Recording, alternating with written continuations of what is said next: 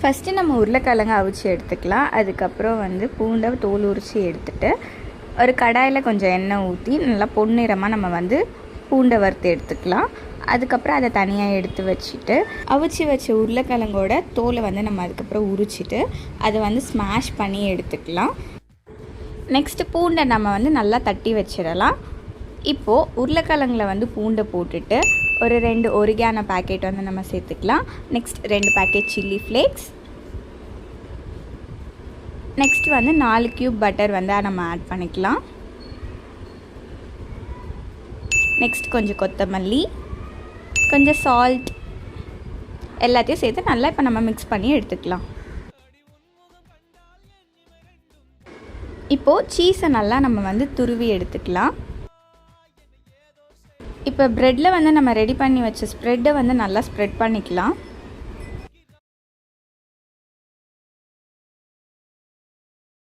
இப்போ ஃபுல்லாக நம்ம வந்து சீஸ் ஆட் பண்ணிடலாம் ப்ரெட் ஸ்லைஸ் மேலே.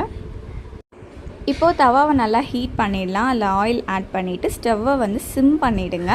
நெக்ஸ்ட்டு நம்ம ப்ரெட்டை வந்து ஆட் பண்ணிடலாம். ஒரு மூடி வச்சு மூடி போட்டு கொஞ்சம் நேரம் வேக விட்டுட்டு அதுக்கப்புறம் அதை வந்து எடுத்தால் நம்மளோட பொட்டேட்டோ கார்லிக் சீஸ் டோஸ்ட் வந்து ரெடி. இப்போ நம்ம எல்லாருக்கும் ஷேர் பண்ணி நம்மளும் சாப்பிட்டுடலாம். டேஸ்ட் ரொம்பவே நல்லா இருந்துச்சு. இந்த வீடியோ உங்களுக்கு பிடிச்சிருந்தா மறக்காமல் சப்ஸ்கிரைப் பண்ணிவிடுங்க. நெக்ஸ்ட் வீடியோவில் பார்க்கலாம். பாய் பாய்.